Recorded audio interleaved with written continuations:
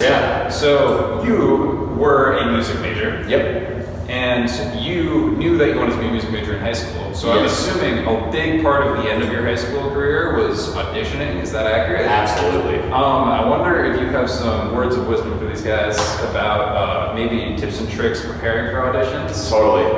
For those interested, or I mean, there are many paths that kind of go down this line where you're preparing for something specific for the next transition to school. And for me, that was preparing a couple solos, some excerpts, and some etudes for auditions that I knew were going to come up for me. So the most important thing for me, absolutely, was having a mentor that could guide me a little. This process started with, really the basics, going to all the colleges' websites, making sure that you know all the requirements and that all of your materials meet those requirements. Simple stuff, but the earlier you do that and you know what you need to tackle, the easier it's going to be. And then after that, it was getting with someone I trust, who at that time was my teacher who I was taking trombone lessons with, and setting some goals of that would get me to the preparation I thought was appropriate to get into these schools I wanted. And as far as auditioning goes, and performing for that matter, it's just really a matter of how much you do this thing. The more you do an audition, which for me is playing for people that make me nervous and uncomfortable, so that means I can't play for my mom and dad because they don't make me uncomfortable anymore. But if I'm playing for a crowd of my friends who haven't heard me play for a trombone, I'm gonna get nervous. So that's a perfect opportunity. And this isn't limited to auditions, that was my experience, but if you're having a job interview or college interviews coming up, go ask your friend or ask someone who's going to make you a little uncomfortable, maybe that's an advisor at school, to go through some interview questions with you and do it like 10 times. By the time you get to school and have this process, it is going to feel like no big deal if you've done it that many times. And I really think, and I did not get into all the schools I applied to at all. I got into 2 of the 6, but one of them was my top choice. And I feel like a huge reason I got in was just the amount of auditions I had taken before the audition for the school that I went to. Yep. So you spoke a little bit there about interviews. So I didn't audition at all when I applied to schools. To give you an idea, he went to school, he majored in trombone. What did you do after you got your bachelor's degree? So I got my bachelor's degree, and then I did a small artist certificate at the same school to continue working with C Street Brass. And after that, my group, C Street Brass, we made a proposal to be the ensemble in residence at Carnegie Mellon, which was accepted. So C Street Brass was the ensemble in residence at Carnegie Mellon for 3 years, where we all received master's degrees as part of that program. Cool. So I just have a bachelor's degree so far.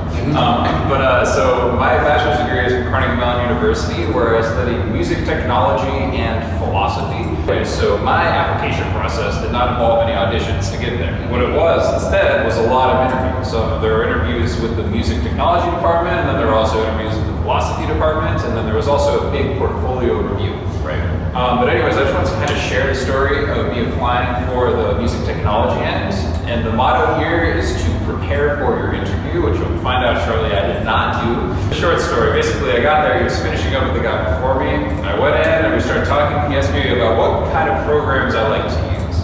And I told him I like to use Ableton Live, and that's it. I don't like to use any other programs, which is true to this day. He said, oh, okay, that's cool.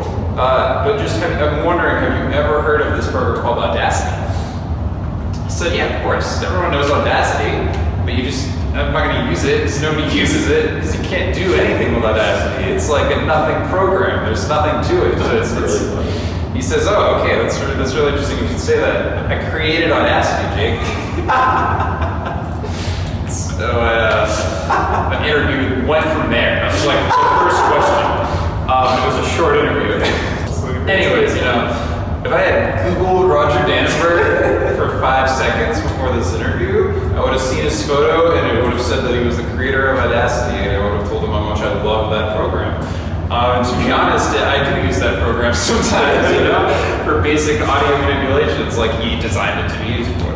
But anyways, moral of the story there, whether it's an audition or whether it's an interview or whether you're just going to a college to meet with a professor to see if you're a good fit, you should find out who you're going to be talking to. You don't want to find out, like I did, the important facts in the meeting. The audition I won most recently was for River City Brass Band, and if you don't know the people in the section or how the River City Brass Band plays, you just don't have a chance to get in the group. And likewise, we've recently hired people for our band to come in. We've had some member changes, and their knowledge of how we perform and our styles and the way we hang and communicate in the group is very important, if not just as important as the strict playing aspects of the job. With everything else, it's really just a matter of flexibility and listening. With any work environment, Jake and I work as a team all the time outside of playing music together, and a lot of times we have complementary ideas coming at stuff from different angles. Sometimes they're totally different ideas, different angles, and just to have flexibility and the ability to work in a team and listen and believe that yes, you're probably a little right, but nobody is always 100% right. Just operating from that concept is so helpful, and it's so desirable to work with someone who is like that. So that, you know, if we can all be that way, that's a good thing. Teamwork.